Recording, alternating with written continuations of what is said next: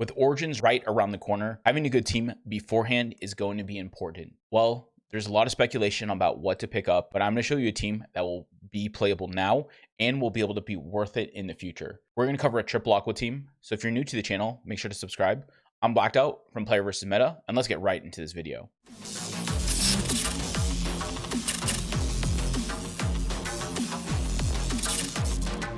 So first thing we're going to want is either Shoalstar or Oranda. I'm going to go with Oranda because it just does more damage. Next, we're going to get Nemo. Now, we actually have to start speculating. We know for the Eyes of Telescope, what it does is it'll pull an aqua out of your card out of your hand and then also banish. So we're going to bring Telescope. Then the choices are between Blue Moon and Goldfish. The way Goldfish works is if you're initial, you deal more damage, or you have Blue Moon here, which just does decent damage. We're going to go with Goldfish for this first one though. And then the last card we're going to go for is we're going to pick ourselves a mouse. There's Risky Fish, which will be doing 90 damage, but apply weak to yourself. You also have Piranha, which is also really good, 120 damage right now currently, and will also be able to, in the next game, will make you bleed. And then also you have Lamb, which I think is very good. It does 65 damage and then will do 20 more damage. So I'm going to look for Lamb and Piranha as my two choices. Next thing is we're just going to want to get 6 Pureness or we're going to get 57 speed. So that's what we're going to do. We're going to go for 57 speed. The reason why we want these guys to be pure is because right now speed is king. So having faster Axies is always better. So our first Axie is going to be about $44. We have the choices of kind of like looking through and maybe trying to speculate off of ears. This is like one of the most common ears, it looks like. Let's actually see what it is. It could be something that like maybe makes it so your opponent dazed or something. So Inkling might be pretty decent. Who actually knows?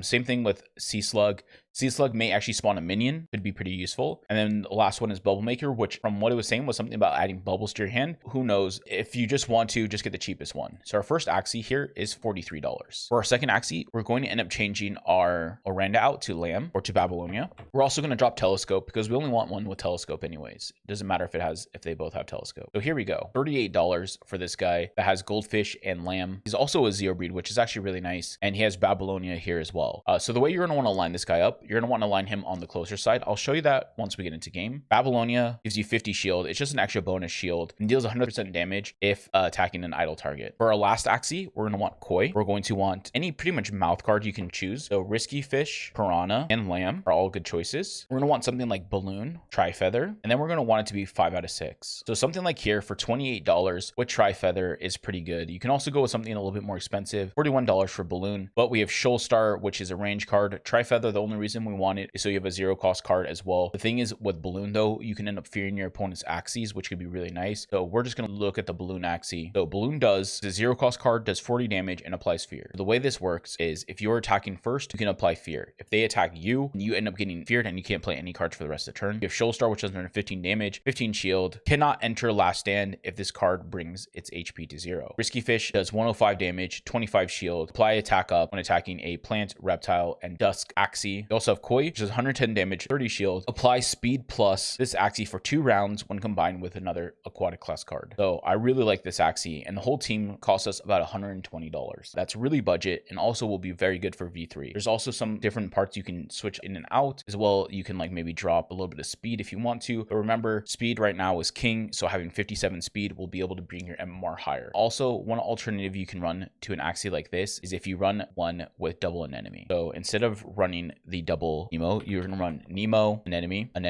then Lamb as well. You're going to want it to be 57 speed, and it costs about $33. So this will bring the team comp down to about $100. The only thing is anemone parts don't seem currently very strong and don't seem like they will be very strong in V3 as well. So I don't know how great they will be. This is just speculation. I actually don't know if the 50 healing that it does is actually good or bad or what, but what it's going to do is it's only going to heal for 50 damage. So if it heals for 20 and it's going to do 50 damage, same thing with this one. We don't actually know yet, but we know for the back one that it heals for 20 and deals 50 damage if you use it as a card. So it could be pretty decent to have like this guy soak up a bunch of damage and then be able to play those to actually just gain HP back. But who knows? It may actually be pretty decent. That's just my speculation because its stats are kind of lower and some of the other heal cards do about 80 value where this one does a little bit less value. But the way double an enemy works, it's 75 damage, 30 shield, heal you for 50 for each enemy part. So you're gonna have 2 of them, which means you'll end up being able to heal for 100. The reason why this guy's really good currently and would be very good for the team is so you can just stall for a long time. Like you can stall to build up cards for your backliner, and being able to heal back up is really, really nice.